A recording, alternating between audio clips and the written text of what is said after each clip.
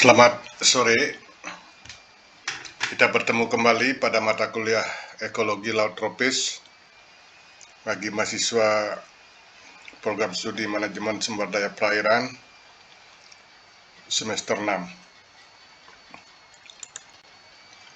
Pada perkuliahan minggu ini kita masih melanjutkan bahasan modul 4 dengan topik ekosistem terumbu karang.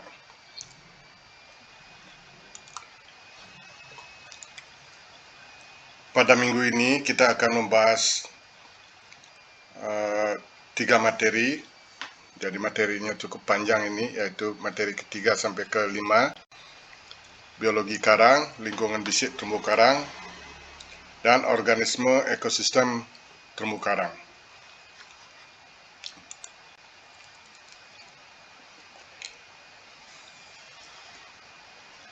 Kita langsung saja bahasan materi 3, biologi karang.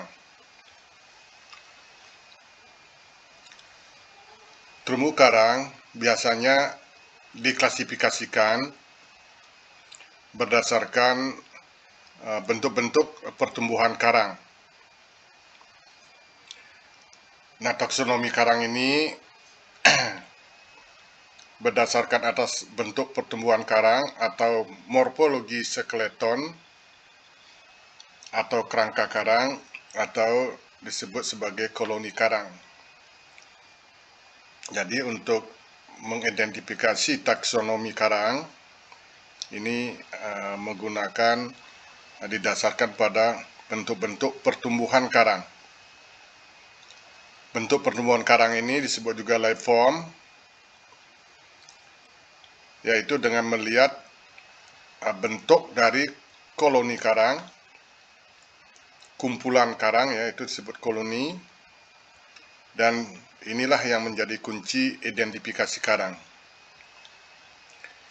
Nah, berdasarkan bentuk pertumbuhan koloni karang, terumbu karang dapat dikelompokkan atas karang masif, ya, seperti ini karang masif, bentuknya contohnya karang otak, ya.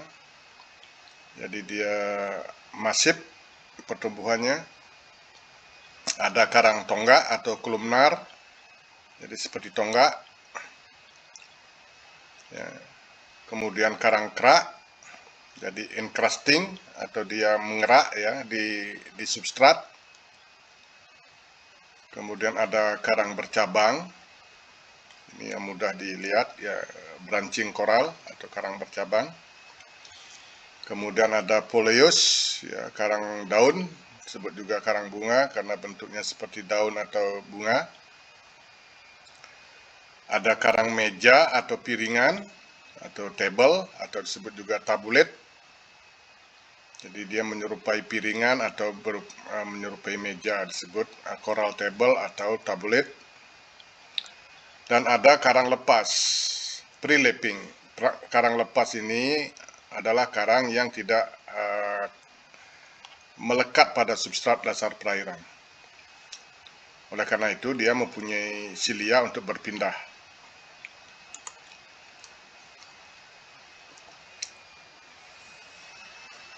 Kalau kita lihat gambaran di alam, jadi ini aneka ragam bentuk-bentuk pertumbuhan karang.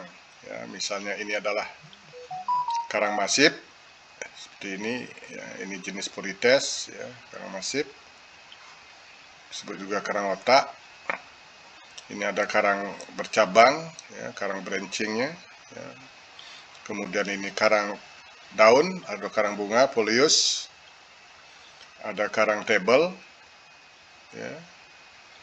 Ya, ada karang tonggak seperti ini, ada tonggak-tonggak. Nah, kebetulan di sini tidak ada karang lepasnya. Oh, ini karang lepas, ya, pungnya, pre-living.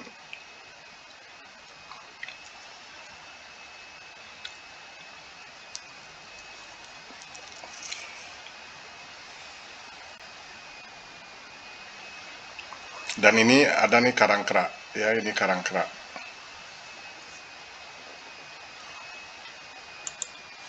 Nah, ini bentuk gambaran berbentuk pertumbuhan karang. Jadi karang bercabang atau berincing seperti ini, Acropora berincing, ini non Acropora berincing. Ada karang masif seperti ini, ya. Karang daun, folius.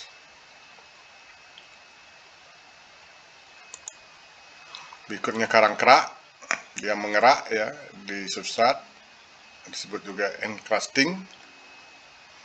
Ini karang meja atau tabulet atau piringan. Ini karang tonggak ya, atau kolumnar ya, atau disebut juga digitit ya. Ini. Nah, ini pre-leafing, karang lepas ya, ada jenis Pungidae dari famili Pungidae, dan ini khusus ada di Bali. Ini karang lepas bersimbiosis dengan bakteri ya, dengan cacing ya, Heterocyanthus. Nah, berikutnya adalah tentang makanan karang. Sebagai hewan, karang membutuhkan makanan untuk hidupnya. Nah, untuk karang hermatipik atau karang batu atau karang yang bisa membentuk terumbu, ini mempunyai dua sumber makanan utama. Ya, pada minggu lalu kita sudah mempelajari makanan utamanya adalah pertama, senyawa organik yang dihasilkan dan diekskresikan oleh zooxanthella. Ya, ingat zooxanthella ini hidup di dalam tubuh atau jaringan hewan karang. Nah, zooxanthella ini mampu mensuplai sekitar 98% dari total kebutuhan makanan bagi hewan karang. Nah, selebihnya karang juga bisa memangsa atau menangkap makanan berupa debris organik atau plankton dari air, dari perairan. Dan hewan karang juga bisa menangkap atau memangsanya, ya, memangsa beberapa organisme planktonik dengan menggunakan tentakel. Nah, ini kalau dibesarkan hewan karang, ini dia mempunyai tentakel untuk menangkap makanan yang tersuspensi di dalam air. Tapi makanan utamanya adalah zooxanthella yang mensuplai sekitar 98% dari kebutuhan makanan hewan karang. Berikutnya reproduksi hewan karang. Nah, perkembangbiakan hewan karang dapat terjadi dengan dua cara. Pertama, secara vegetatif. Kedua, secara generatif. Secara vegetatif artinya memperbanyak diri dengan membelah diri berulang kali. Ya, sehingga koloni karang ini dapat berkembang ya, dengan membentuk tunas intratentakular atau ekstratentakular. Kemudian secara generatif, ini adalah perkembangbiakan melalui pembuahan antar sel kelamin jantan dan sel kelamin betina yang terdapat dalam satu polip. Jadi dalam satu polip ini terdapat sel kelamin jantan dan sekaligus sel kelamin betina. Ya, biasanya dalam jaringan yang sama. Nah, ini kalau kita lihat gambaran pada saat terumbu karang melakukan spawning atau pemijahan, dia akan melepaskan sel telur dan sel kelaminnya, sel kelamin betina dan sel kelamin jantannya. Nah, nanti terjadi pembuahan di dalam air. Nah, seperti ini ya.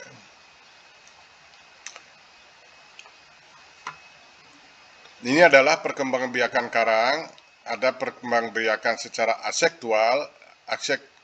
aseksual, yaitu dengan membelah diri. Ya, jadi satu sel menjadi dua sel. Ya, nanti dia akan berkembang menjadi satu koloni. Bisa juga dengan cara fragmentasi. Ya, jadi karang ini patah misalnya atau ditransplant atau dipindahkan, dia bisa tumbuh dan menjadi koloni baru. Nah, ini secara regeneratif ya, jadi jantan dan betina bertemu di dalam air, nanti berkembang menjadi larva planula. Dalam beberapa jam larva planula ini akan melekat di substrat ya, tumbuh menjadi juvenil karang dan akhirnya menjadi karang muda dan koloni besar.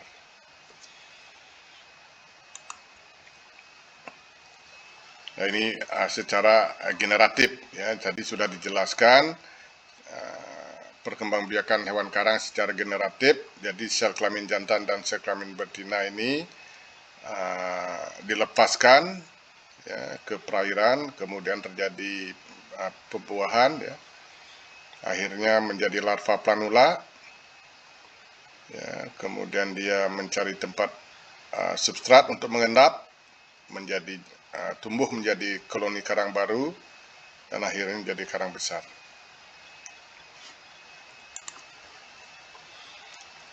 Nah, ini beberapa jenis perkembangbiakan hewan karang secara vegetatif. Jadi karang secara vegetatif ini bisa ditransplantasikan atau dipindahkan ke substrat lainnya. Ya, bisa dengan substrat tali, bisa juga dengan substrat beton, ya, seperti ini. Dia akan berkembang menjadi koloni-koloni baru. Disebut sebagai transplantasi karang. Pertumbuhan karang. Jadi secara visual karang tumbuh dilihat dari ukuran koloninya. Jadi kalau kita mengukur pertumbuhan karang itu adalah berdasarkan ukuran koloni, ukuran terumbunya. Nah, koloni karang ini sudah kita jelaskan adalah kumpulan dari ratusan atau ribuan polip karang. Nah, karang tumbuh relatif lambat, tapi tergantung pada jenisnya. Ada yang sangat lambat, sekitar 0,1 cm, jadi 1 mili per tahun. Tapi ada juga sampai 10 bahkan lebih, ya, 10 cm bahkan lebih per tahunnya. Nah, pertumbuhan karang juga bisa dilihat dari banyaknya kalsium karbonat yang diendapkan, atau disebut sebagai kalsifikasi, yaitu sekitar 4-15 kg kalsium karbonat per meter persegi per tahun. Nah, ini kalau kita lihat, ya, kalau pengukuran ini Bapak pada saat penelitian pertumbuhan karang yang ditransplantasikan, ini seperti ini kita bisa lihat, ini adalah 0 bulan pada saat ditransplantasikan, ukurannya hanya 5 cm, ya. Kemudian 3 bulan sudah mulai tumbuh, ya, ini 6 bulan, dan ini 12 bulan. Kemudian untuk karang folius, ya, ini 0 bulan, ini menjadi 3 bulan ukurannya segini, kemudian ini 9 bulan, dan ini sudah berukuran setahun. Cukup cepat pertumbuhannya untuk perairan dangkal.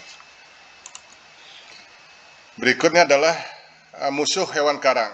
Jadi karang pun itu dari fase larva sampai menjadi koloni besar itu tidak terlepas dari musuh yang memakannya. Jadi yang dimakan itu adalah hewan karangnya, jaringan hewan karangnya, ya.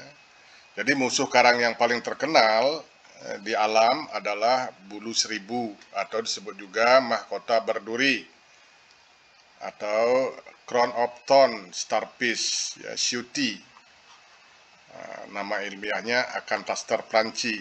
Dia ini berupa bintang laut, ya, dengan ribuan duri, ya, atau ribuan duri sehingga disebut bulu seribu, ya, atau disebut mahkota berduri. Nah, mahkota berduri ini hidup merayap pada karang. Dia hidup merayap pada karang, jadi dia akan menyerap jaringan karang, ya, sepanjang pergerakannya. Jadi kalau dia bergeraknya 1 hari 1 meter, dia mematikan karang sepanjang gerakan 1 meter. Jadi pergerakannya akan meninggalkan kerusakan karang di belakangnya, yaitu membuat karang menjadi berwarna putih dan menggosongkan skeleton karang. Jadi tinggal kapurnya, tinggal terumbunya yang tersisa. Hewannya sudah diserap, dimakan oleh hewan ini. Nah, dalam kondisi alam tertentu, ini populasi dari mahkota berduri ini bisa terjadi peledakan besar yang bisa mengakibatkan kerusakan karang beribu-ribu hektar. Ya. Dalam suatu kawasan bisa rusak secara keseluruhan oleh hewan ini apabila dia terjadi blooming atau peledakan populasi.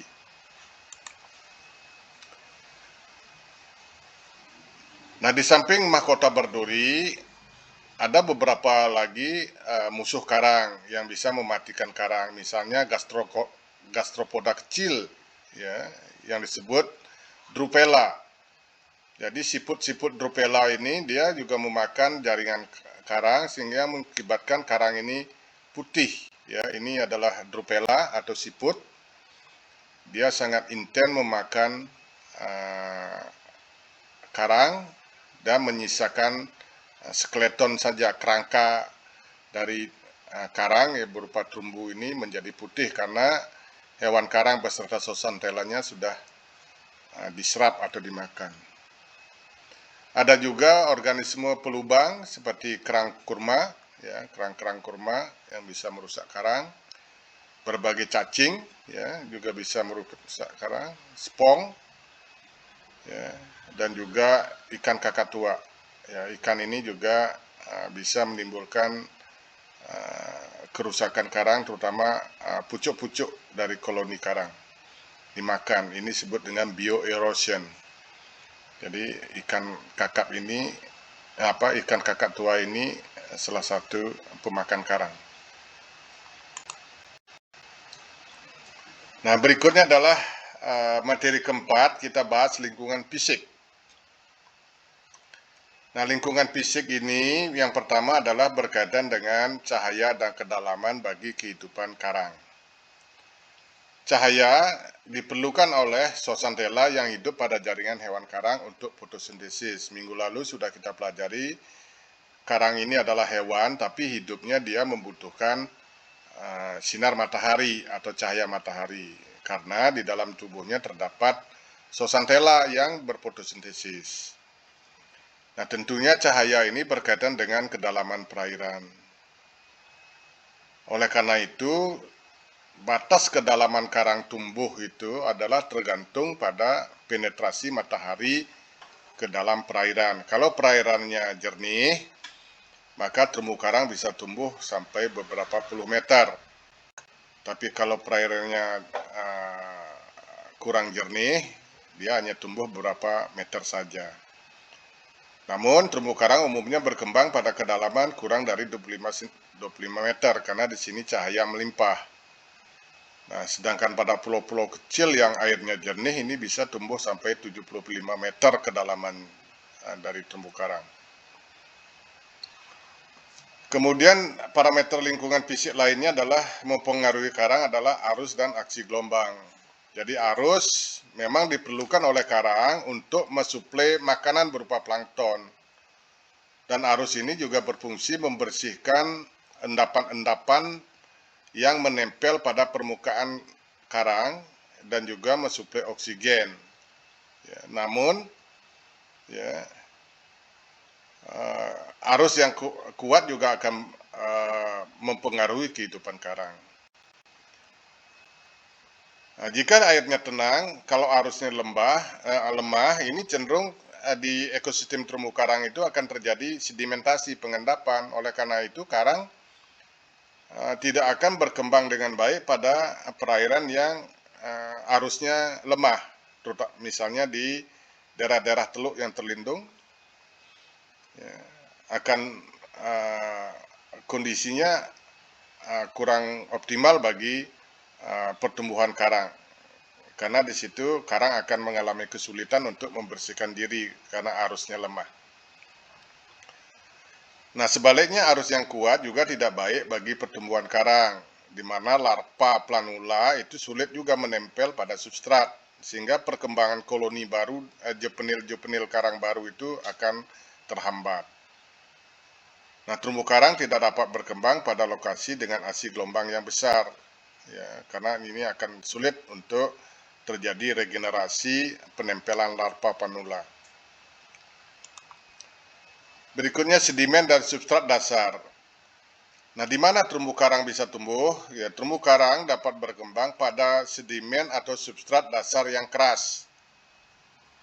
Ya, substrat keras dan bersih dari lumpur ini diperlukan untuk pelekatan larva planula karang yang akan tumbuh menjadi koloni baru. Nah, terumbu karang tidak dapat berkembang pada substrat halus atau lunak seperti pasir dan lumpur. Nah, pada prinsipnya adalah terumbu karang dapat tumbuh pada berbagai substrat keras seperti misalnya cangkang moluska, potongan-potongan kayu di laut, ya, besi, tali, batu, jaring dan lain-lain, asalkan dia keberadaannya menetap. Ya, seperti ini, ada tumbuh di besi, ada tumbuh di ini besi ini, ya, besi patok budidaya rumput laut ini, ada di tali, ya, seperti ini, ada di jaring. Berikutnya salinitas. Pada prinsipnya, terumbu karang tidak dapat hidup pada perairan dengan salinitas rendah. Oleh karena itu, terumbu karang tidak dijumpai dekat muara sungai yang rutin terdapat aliran air tawar dari sungai. Sedangkan salinitas tinggi ini memang jarang berpengaruh terhadap terumbu karang. Seperti karang yang ada di Teluk Persia, salinitasnya tinggi, di situ terumbu karang masih dapat berkembang pada salinitas 42 promil. Nah, menurut Lonci, hewan karang mempunyai toleransi terhadap salinitas berkisar 24 sampai 40 promil. Sementara menurut Well itu optimalnya pada 36 promil. Sedangkan di Bakken ini normalnya adalah 32 sampai 35 promil.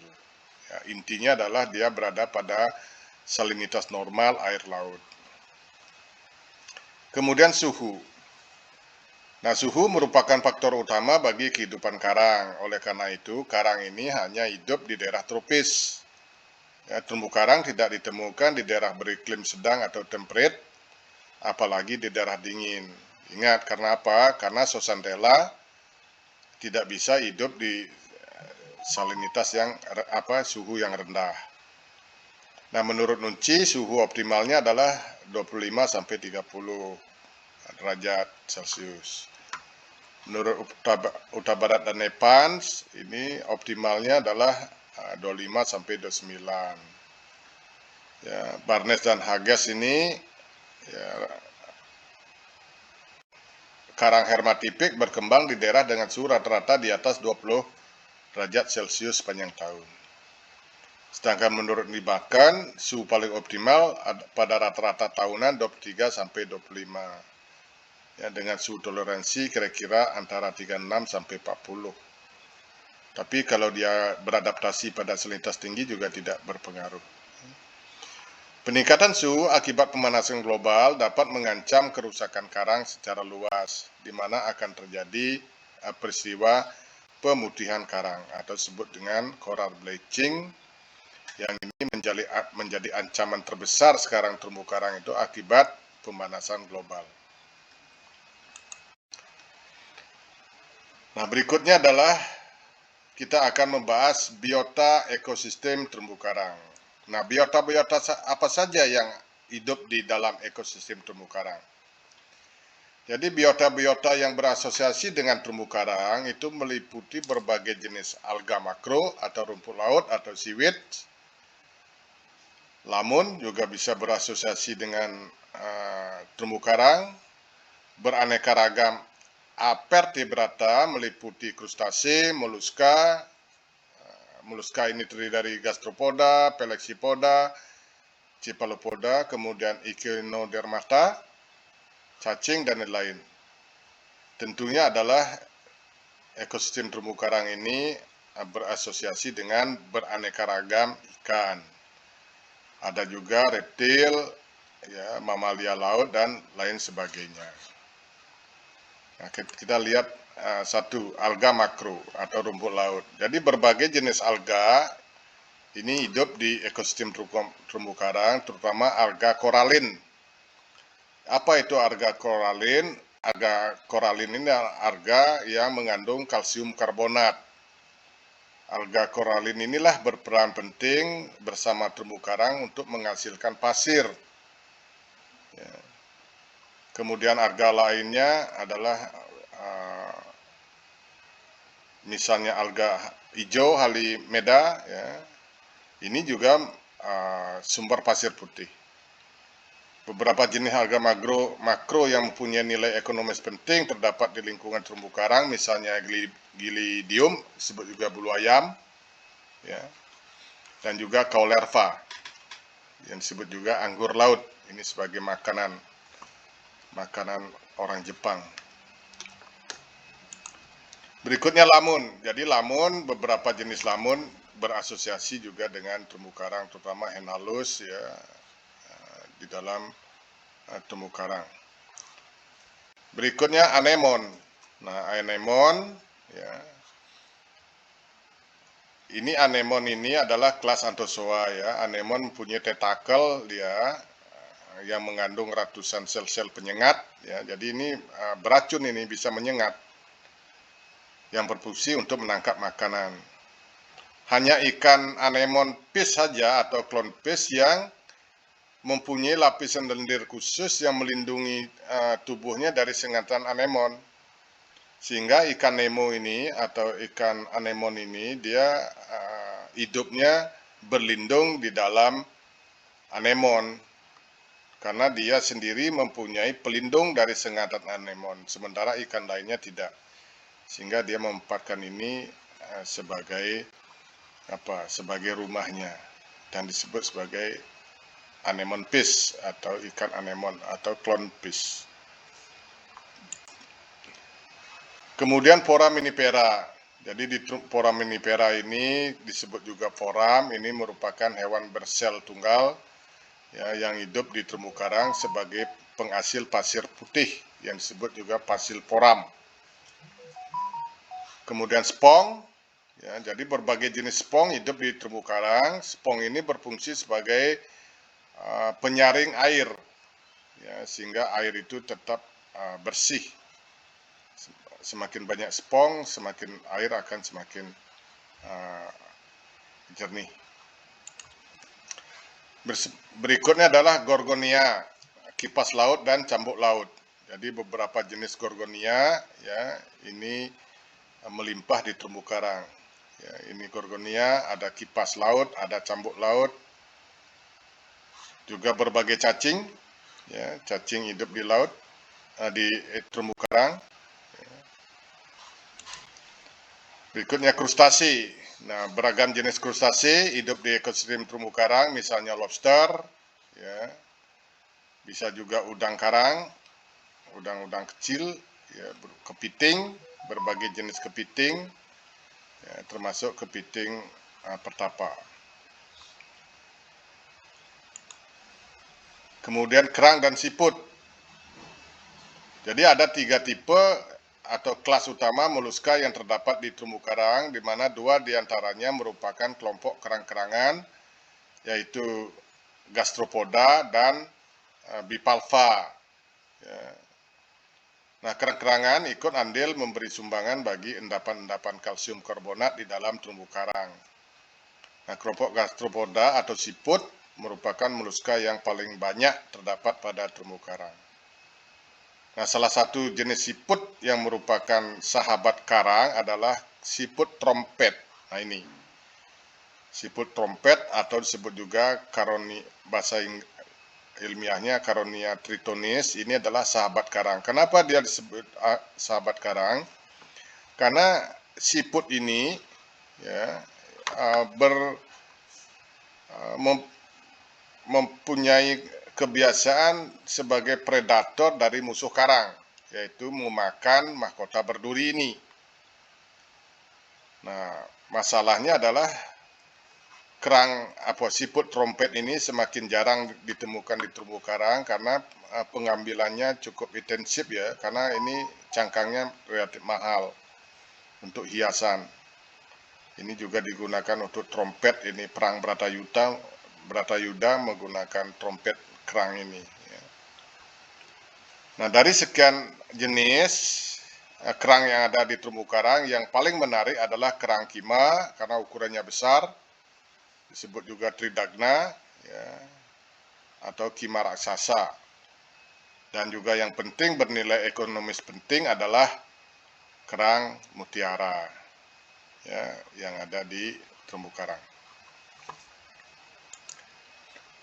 Berikutnya Cephalopoda. Cephalopoda ini adalah moluska dari jenis-jenis cumi-cumi, ya, gurita atau oktopus Nautilus, ya, yang juga hidup di terumbu karang. Kemudian Echinodermata atau binatang berkulit tebal, misalnya bintang laut, atau sea star, brittle star, ya, atau bulu ayam,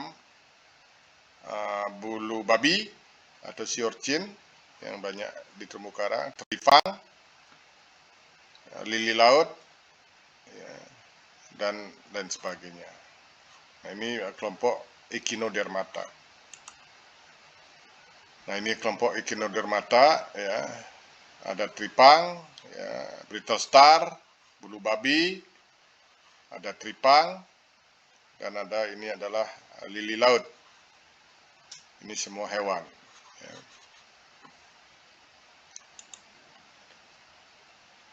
Ya, ini gambarannya. Ya, jadi gambaran tentang Echinodermata. Berikutnya adalah hidrozoa. Ya, hidra disebut juga hidra. Ini adalah menyengat. Ya. Hidra ini bentuknya seperti bulu ayam, ya, yang menyengat. Di samping hidrozoa ini juga ada karang api. Karang api ini Melepora juga menyengat. Jadi jangan coba-coba disentuh, karena dia mempunyai nematosis yang menyengat. Berikutnya adalah asidian. Nah, asidian ini merupakan hewan yang umum dijumpai di seluruh habitat laut, melekat pada bebatuan, menempel pada seagrass, pada permukaan pasir atau substrat berlumpur lainnya. Jadi asidian ini dapat hidup soliter, tapi sebagian besar dia membentuk koloni seperti ini. Nah, berikutnya adalah hewan ikan karang. Ya, ikan karang ini di terumbu karang sangat melimpah. Ada beberapa teori kenapa terumbu karang, di ekosistem terumbu karang ikan sangat melimpah. Ada pandangan klasik bahwa hidup berdampingan merupakan hasil dari tingkat spesialisasi yang tinggi, sehingga setiap spesies mempunyai relung tersendiri. Sehingga kalau sudah mempunyai relung tersendiri, ini akan terhindar dari persaingan, ya, itu. Ini yang paling masuk akal. Pandangan lain adalah tentang hipotesis Loutre. Ya, hipotesis ini menyatakan bahwa ikan tidak mempunyai sifat khusus, banyak spesies serupa yang punya kebutuhan yang sama, dan terdapat persaingan aktif di antara spesies. Tempat yang baik dan ketekunan diakibatkan oleh kesempatan bagi spesies untuk menempati ruangan yang kosong. Jadi dia pandangan Shell ini adalah bukan pada sifat khususnya, tapi pada ketekunannya untuk mencari ruang-ruang yang masih kosong di terumbu karang. Nah, satu dari penemuan-penemuan yang paling menarik tentang ikan-ikan di terumbu karang adalah perbedaan ikan-ikan antara siang dan malam. Jadi ada ikan yang hidupnya mencari makan di malam hari, dan ada yang mencari makan di siang hari. Mereka sering berganti tempat karena perilakunya berbeda. Jadi dia bisa menempatkan tempat yang sama. Pada saat ikan-ikan malam itu keluar, nanti ikan yang hidup di siang hari masuk ke tempatnya. Begitu juga sebaliknya. Nah, ciri lain yang menonjol dari ikan-ikan terumbu karang adalah warna yang beragam, ya, berwarna-warni. Nah, ini 10 famili ikan yang paling banyak kelimpahannya, mencapai 60-70% total ikan terumbu karang. Pertama adalah kelompok damsel fish atau ikan betok. Yang kedua itu adalah kelompok wrasse, ya, Labridae. Yang ketiga adalah kelompok butterfly fish atau ikan kupu-kupu atau ikan kepe-kepe. famili Chaetodontidae. Berikutnya adalah angelfish atau dari famili Pomacanthidae. Ya. Ini adalah seperti ini ikan Batman. Ya.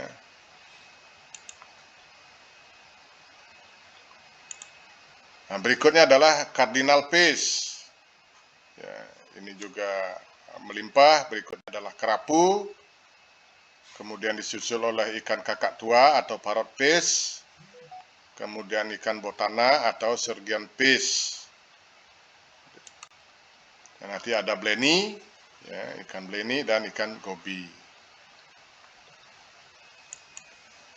Nah, berikutnya adalah reptil.